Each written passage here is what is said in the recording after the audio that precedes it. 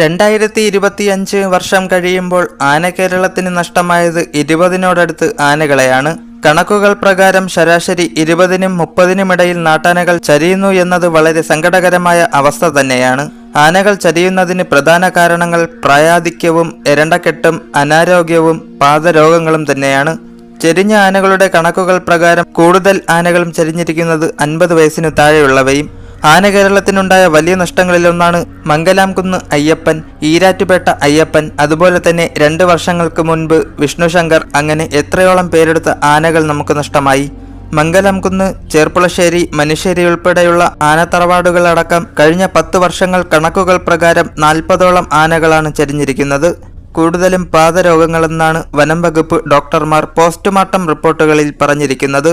പ്രധാന കാര്യമെന്തെന്നാൽ പല ക്ഷേത്രങ്ങളിലും വർഷങ്ങളോളം സ്ഥിരമായി എഴുന്നള്ളിച്ചിരുന്ന ആനകൾ പലതും ചരിഞ്ഞു കഴിഞ്ഞിരിക്കുന്നു.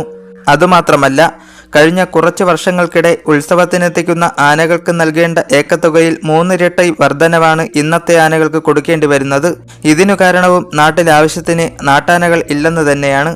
നാട്ടാനകളുടെ വംശം നിലനിർത്തുന്നതിനായി ആന പ്രജനന കേന്ദ്രവും നാട്ടാനകളെ ചികിത്സിക്കാൻ രാജ്യാന്തര നിലവാരമുള്ള ആന ചികിത്സാ കേന്ദ്രവും സംസ്ഥാനത്ത് സ്ഥാപിക്കണമെന്നാണ് ആന ഉടമകളുടെയും ആനപ്രേമികളുടെയും ആവശ്യം. 2025 നമുക്ക് നഷ്ടമായത് 20ഓളം ആനകളെയാണ്. 2025 ഫെബ്രുവരി 13 ആനമല രാമു ചരിഞ്ഞു. മാർച്ച് 1 കോഴിപ്പറമ്പിൽ അയ്യപ്പൻ ചരിഞ്ഞു. 63 വയസ്സിനോടടുത്തായിരുന്നു പ്രായം. കോഴിപ്പറമ്പിൽ രാജേഷിന്റെ ഉടമസ്ഥതയിലുണ്ടായിരുന്ന കൊമ്പനായിരുന്നു കോഴിപ്പറമ്പിൽ അയ്യപ്പൻ. ക്ഷേത്രത്തിൽ തളച്ച ആന അപ്രതീക്ഷിതമായി ചരിയുകയായിരുന്നു. മാർച്ച് 21 ഊട്ടോളി ചന്തു വിടവാങ്ങി. വെറും 22 വയസ്സ് മാത്രമായിരുന്നു ആനയുടെ പ്രായം. നിരവധി വർഷങ്ങൾക്ക് മുൻപ് വാളയാർ ചുരം കടന്ന് കേരളത്തിലേക്കെത്തിയ മോഴയാനയാണ് ചന്തു. ഏപ്രിൽ 12 ഗുരുവായൂർ നന്ദിനി വിടവാങ്ങി. 4 വയസ്സുകാരിയായ നന്ദിനിയെ 1964 നിലമ്പൂർ സ്വദേശി നാരായണൻ നായരാണ് നടക്കിരുത്തിയത്. 6 പതിറ്റാണ്ടോളം പള്ളിവേട്ടയ്ക്കും ആറാട്ടിനും നിയോഗിക്കപ്പെട്ട ലക്ഷ്മിക്കുട്ടിക്ക് പ്രായത്തിന്റെ ബുദ്ധിമുട്ടുകൾ കാരണമാണ് മറ്റൊരാനയ്ക്ക് വേണ്ടി അന്വേഷണം ആരംഭിച്ചത്. പുന്നത്തൂർ കോവിലകത്തേക്ക് ആനത്താവളം മാറ്റിയപ്പോൾ കേശവനൊപ്പം എത്തിയതാണ് നന്ദിനി. 3 കൊല്ലം മുൻപ് ആരംഭിച്ച പാദരോഗം മൂർച്ഛിച്ച് കിടപ്പിലായിരുന്നു ഗജമുത്തശ്ശി.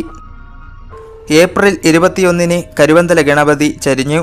2006-2007 കാലഘട്ടത്തിൽ കീരങ്ങാട്ട് മനക്കാർ ഈ ആനക്കുട്ടിയെ അരുണാചൽ പ്രദേശിൽ നിന്നും കേരളത്തിലേക്ക് എത്തിക്കുന്നു.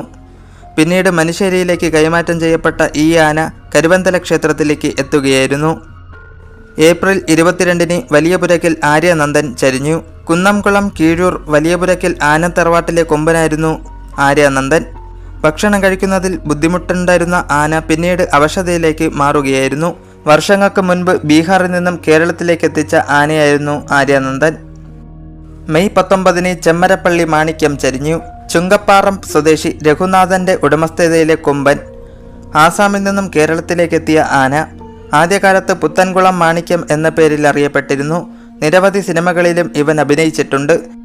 മെയ് മാസം 30 ഗുരുവായൂർ ഗോപി കണ്ണൻ ചരിഞ്ഞു. ഗുരുവായൂർ ആനയോട്ടത്തിൽ പ്രസിദ്ധനായ കൊമ്പനായിരുന്നു ഗോപി കണ്ണൻ. മെയ് 30 രാവിലെ പുന്നത്തൂർ കോട്ടയിൽ വച്ചായിരുന്നു അന്ത്യം. ചരിയുമ്പോൾ ഗോപി കണ്ണന് പ്രായം ഏകദേശം 50 വയസ്സിനോടടുത്തായിരുന്നു. ആനയോട്ടത്തിൽ മിന്നും താരമായിരുന്ന ഗോപി കണ്ണൻ 9 തവണ വിജയം ഉൾപ്പെടെ പുന്നത്തൂർ കോട്ടയിലെ താരരാജാവ് തന്നെയായിരുന്നു.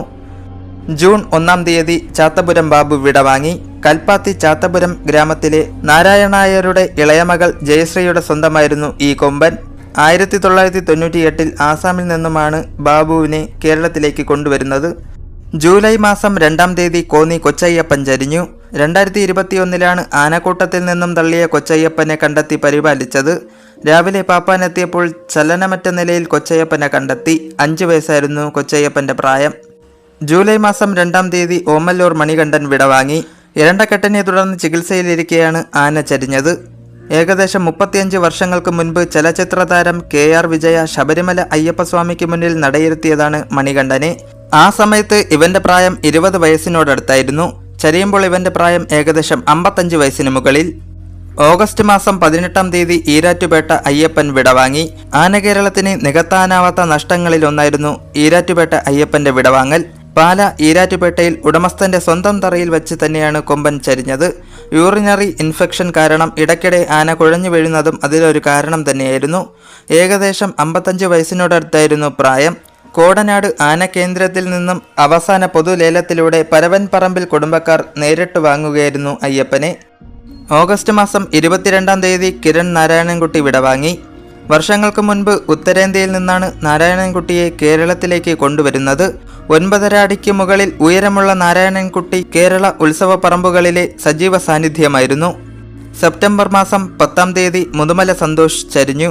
ഇന്ത്യയിലെ ഏറ്റവും നീളം കൂടിയ കൊമ്പുള്ള കുങ്കിയാനയായിരുന്നു മുതുമല സന്തോഷ്. ഏകദേശം 55 വയസ്സിനോടടുത്തായിരുന്നു പ്രായം. ഒക്ടോബർ മാസം 13-ാം തീയതി ഗുരുവായൂർ ഗോകുൽ വിടവാങ്ങി. 1994 ജനുവരി 9-നായിരുന്നു ഗുരുവായൂരപ്പനു മുന്നിൽ നടയിരുത്തപ്പെട്ടത്. കർണാടകയിൽ നിന്നും മനുശ്ശേരി ഹരിയാണ് ഗോകുലിനെ കേരളത്തിലേക്ക് കൊണ്ടുവരുന്നത്.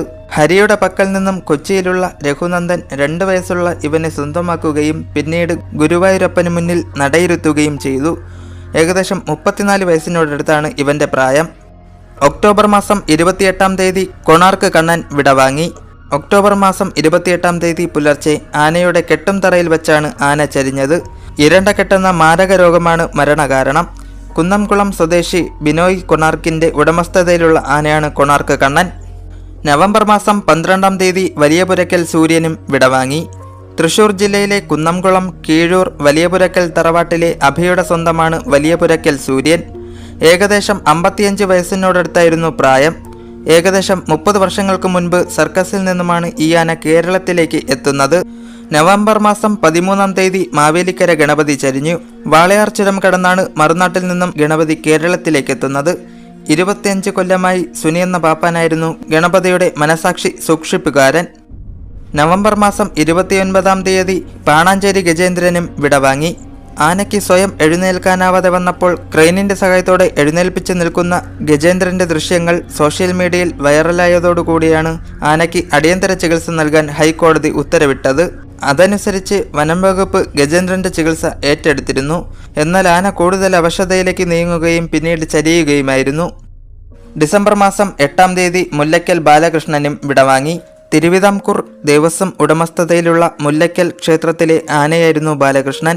62 വയസ്സിനോടടുത്തായിരുന്നു ചരിയുമ്പോൾ ഇവന്റെ പ്രായം. അസുഖങ്ങളെ തുടർന്ന് ഏറെ നാളായി ചികിത്സയിലായിരുന്നു.